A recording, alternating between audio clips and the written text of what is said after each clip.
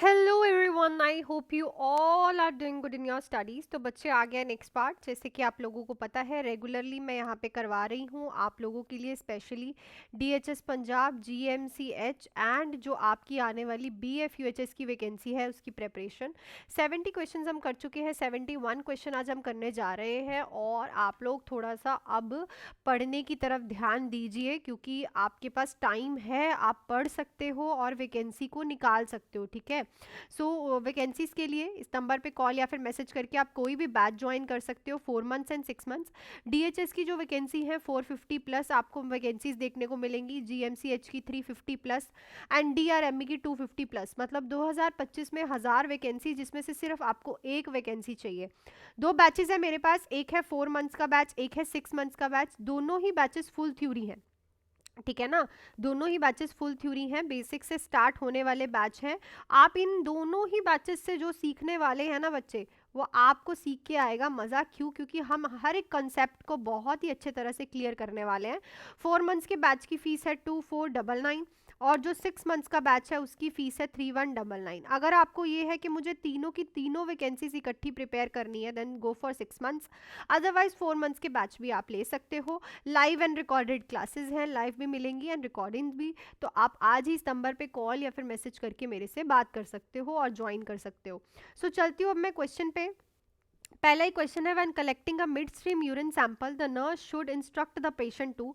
सो जब आप एक मिड स्ट्रीम यूरिन सैंपल ले रहे हो तो आप पेशेंट को क्या इंस्ट्रक्शंस दोगे? सो आपके पास ऑप्शंस हैं, collect the first portion of the urine stream, wash the perineal area before collecting the sample, use sterile gloves to handle the container, collect the जब आप किसी से मिड स्ट्रीम यूरिन सैंपल लेते हो तो सबसे इंपॉर्टेंट होता है कि आप उसको बोलो कि सबसे पहले तो प्रीनियल एरिया जो है वो कलेक्शन ऑफ सैंपल करने से पहले उसे क्लीन करें। ठीक है, ताकि जो आप जो सैंपल ले रहे हो उसमें क्या ना हो, कंटामिनेशन ना हो बच्चे, क्या ना हो उसमें, कंटामिनेशन ना हो। तो अगर देखो सैंपल ही कंटामिनेटेड हो गया तो उसके रिजल्ट प्रॉपर नहीं आएंगे, ठीक है ना।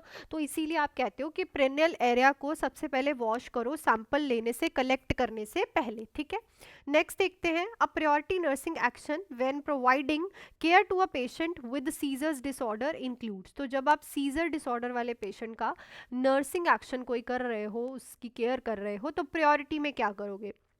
Holding the patient still to prevent injury, placing a tongue blade in the patient's mouth, positioning the patient on their side, leaving the patient attended to seek help. तो देखो आज थोड़ा ना सीजर वाले जो एमसीक्यूज हैं उसको मैं थोड़ा सा आपको क्लियर कराऊं। देखो कभी भी ना आप लोग जो है पेशेंट को कभी भी हमने ना ऐसे पकड़ना नहीं होता, ठीक है, कभी भी पेशेंट को स्टिल नहीं पकड़ना होता, क्योंकि ऑलरेडी पेशेंट का जो है मसल ट्विचिंग कितना ज़्यादा हो रहा है, मसल फ्लटर कितना हो रहा है, ठीक है ना। और पेशेंट को उससे क्या होने के चांसेस होते हैं, फ्रैक्चर होने के चांसेस होता है। बस आपको क्या करना है कि पेशेंट को इंजरी ना हो तो उसको ऑब्जर्वेशन के अंडर ही रखो, ताकि पेशेंट अपने आप को नुकसान ना पहुंचा ले। पेसिंग अ टंग ब्लेड इन अ पेशेंट्स माउथ, अगर आप पेशेंट के टंग ब्लेड उसके माउथ में रखोगे तो ये टंग ब्लेड से वो अपने टीथ को भी तोड़ सकता है और उस टंग ब्लेड को भी तोड़ देगा, ठीक है, तो उसको माउथ का फ्रैक्चर हो जाएगा। ठीक है, leave the patient unattended to seek help, patient को कभी भी अकेले नहीं छोड़ना, क्योंकि ये उसे इंजरी करवा सकता है। सो यहाँ पे आप क्या करते हो, पेशेंट को एक साइड पे पोजीशन करते हो, क्या प्रिवेंट करने के लिए? एस्पिरेशन प्रिवेंट करने के लिए। क्या प्रिवेंट करने के लिए? एस्पिरेशन प्रिवेंट करने के लिए। क्वेश्चन को ध्यान से सुनोगे, ध्यान से समझोगे तो अपने आप ही सारी चीज़ें आपके सामने क्लियर होती रहेंगी, ठीक है। बेस्ड होता है कि आपका कंसेप्ट कितना क्लियर है, उसके ऊपर डिपेंड करता है कि आप क्वेश्चन को कैसे पढ़ रहे हो और उसको सॉल्व कैसे कर रहे हो, ठीक है।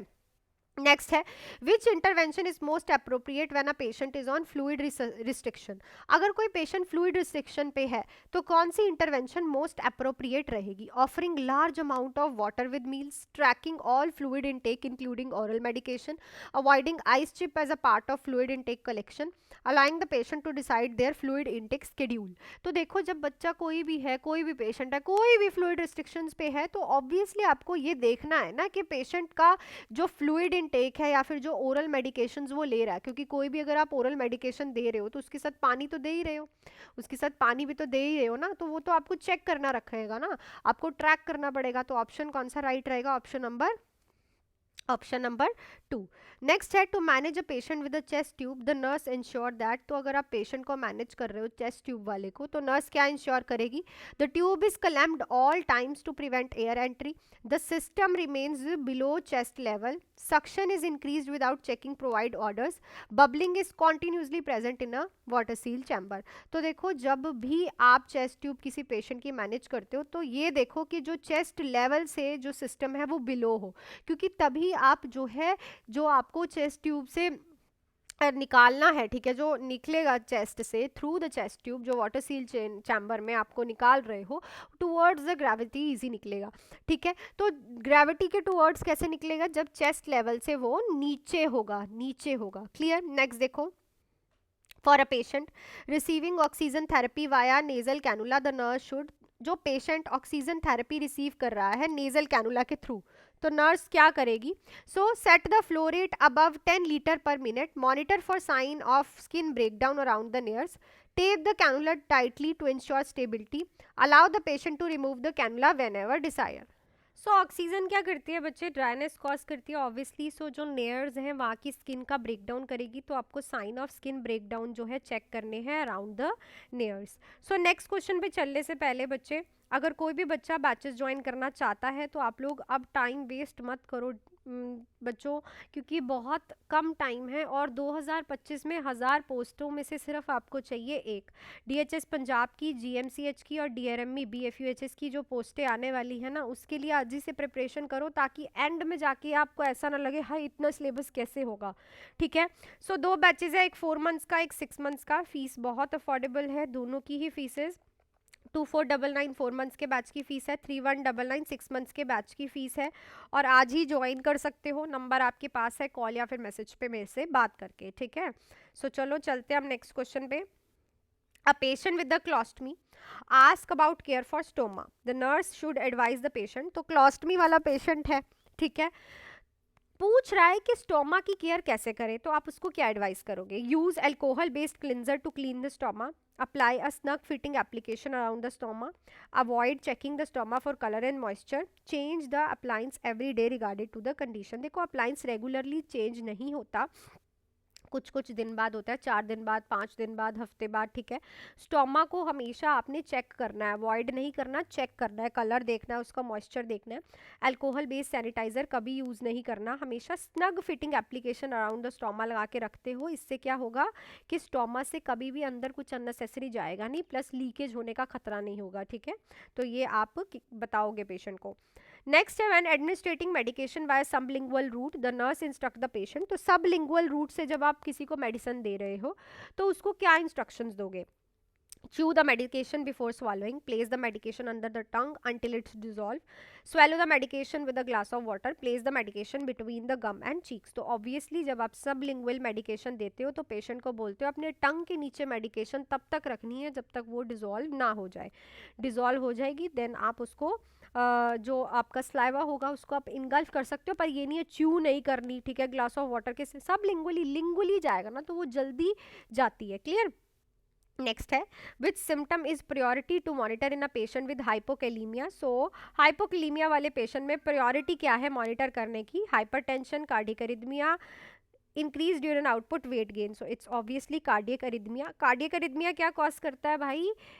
पोटाशियम जो है ना वो एक कार्डियक आयन है, इसका इंक्रीज होना या फिर इसका डिक्रीज होना, दोनों ही चीज़ें सीधा जो हार्ट मसल्स हैं उस पर एक्ट करती हैं। तो कार्डिक अरिथमिया देखने को मिलता है हमें पेशेंट में अगर हाइपोकैलीमिया है। नेक्स्ट है the primary nursing goal for a patient with a limited mobility is. तो अगर किसी पेशेंट की लिमिटेड मोबिलिटी है तो प्राइमरी गोल क्या रहेगा? Encourage the patients to stay in bed, minimise the patient physical activity, prevent complication like pressure ulcer, restrict social interaction. So obviously अगर कोई मोबाइल नहीं है भाई तो सर्कुलेटरी प्रॉब्लम आएगी। ठीक है, सर्कुलेटरी प्रॉब्लम आएगी तो पेशेंट को ऑब्वियसली बेड सोर, प्रेशर अल्सर्स बनेंगे। तो इनसे प्रिवेंट करना सबसे इंपॉर्टेंट होता है पेशेंट को। ठीक है, बहुत खतरनाक होते हैं और कॉम्प्लिकेशन क्रिएट करते हैं। नेक्स्ट है पेशेंट रिपोर्ट कर रहा है उसे स्लीप नहीं हो रही, ट्रबल हो रहा है, सोना नहीं हो रहा उससे, which intervention would be most helpful? Encourage इस exercise right before bedtime, provide a heavy meal before sleep, reduce noise and dimming the light in the room, offering caffeinated drink to help relax. तो इस question का answer आप लोग मुझे comment section में लिख के बताओ कि अगर किसी को सोने में प्रॉब्लम हो रही है तो कौन सी इंटरवेंशन मोस्ट हेल्पफुल रहेगी इन सब में से। जो मैंने आप लोगों से कल क्वेश्चन पूछा था कि जब आप एक पेशेंट को डिस्चार्ज कर रहे हो तो नर्स को इसका जो अगर एक पेशेंट को आप डिस्चार्ज कर रहे हो तो नर्स को क्या करना चाहिए, तो पेशेंट को जो है आप प्रॉपरली जो है एक प्रॉपर इंस्ट्रक्शंस देते हो, टीच करते हो, रिटन इंस्ट्रक्शंस भी देते हो, ठीक है ना, प्रॉपर इंस्ट्रक्शंस देते हो, क्योंकि इंस्ट्रक्शंस और फॉलोअप बताना पेशेंट को सबसे ज़्यादा इम्पॉर्टेंट है, ठीक है।